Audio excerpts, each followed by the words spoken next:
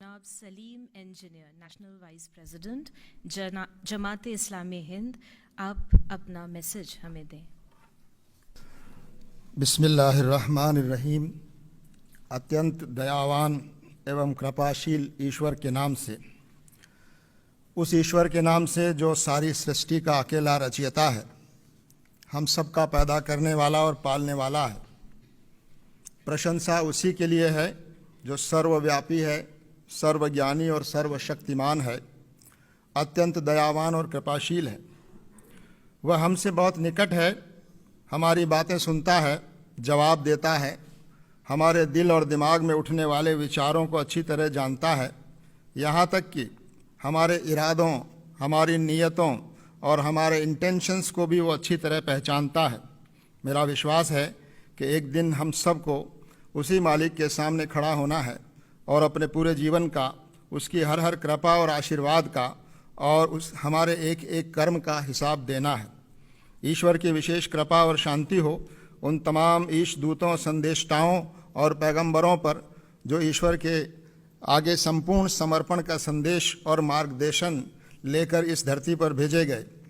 परम आदरणीय राष्ट्रपति महोदया, आज के इस अति सुंदर और गरिमामय कार्यक्रम के आयोजक, प्रजापिता ब्रह्म कुमारी ईश्वरी विश्वविद्यालय के पदाधिकारी बहनों एवं भाइयों, मंच पर उपस्थित आदरणीय धर्म गुरुओं, सभागार में मौजूद बहनों एवं भाइयों, राष्ट्रपति भवन के अधिकारी गणों, आप सभी को मेरा सलाम व आदाब।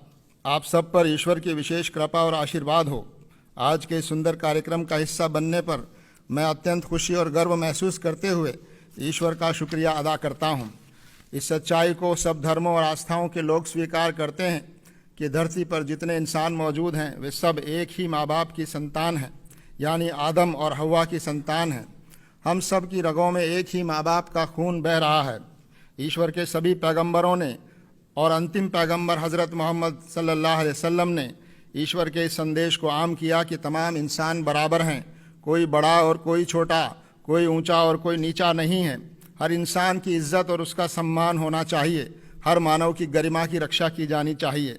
धर्म, जाति, लिंग, भाषा, क्षेत्र या विचारधारा किसी भी आधार पर किसी के अधिकार कम या ज़्यादा नहीं हो सकते। किसी के साथ भी भेदभाव न हो, यह समाज को और व्यवस्था को मिलकर सुनिश्चित करना चाहिए। हज़रत मोहम्मद साहब ने फरमाया, अल खल्को अयालुल्लाह, यानी ये सारी सृष्टि और ये सारे प्राणी ईश्वर का एक परिवार और कुनबा और ख़ानदान है। इसी तरह कहा गया, वसुधैव कुटुम्बकम, ये हमारे देश की सांस्कृतिक बुनियाद को बयान करने वाला वाक्य है। मानव इस सृष्टि में ईश्वर की श्रेष्ठतम कृति है। वह इस धरती पर ईश्वर का प्रतिनिधि है। हमारा भारतीय समाज विविधताओं वाला समाज है। हमारे देश की बड़ी आबादी किसी न किसी धर्म या विचारधारा एवं जीवन व्यवस्था में विश्वास करती है। हमारे संविधान में यह सुनिश्चित किया गया है कि हर नागरिक अपनी पसंद का धर्म, आस्था या विचारधारा अपनाने के लिए पूरी तरह स्वतंत्र हो। धर्म इंसानों को आपस में जोड़ता है। इंसानों को बांटने वाला, उनको नीचा और ऊंचा बनाने वाला धर्म हो ही नहीं सकता। समाज में घृणा, हिंसा और लोगों के बीच अविश्वास सच्चे धार्मिक लोगों की वजह से नहीं है, बल्कि धर्म का दुरुपयोग करने वाले कुछ स्वार्थी एवं समाज विरोधी लोगों की वजह से है।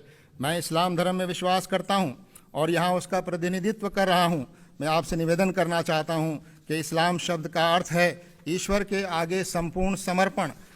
इसका एक अर्थ शांति है, क्योंकि अपने सृष्टा के आगे समर्पण से ही इंसान के मन में और इस धरती पर न्याय और शांति की स्थापना हो सकती है। न्याय की स्थापना ही वास्तव में धर्म की स्थापना है और यही शांति की स्थापना की असल बुनियाद है। धर्म हमको अपने सृष्टा का परिचय कराता है, हमें उससे जोड़ता है। सच्चा धार्मिक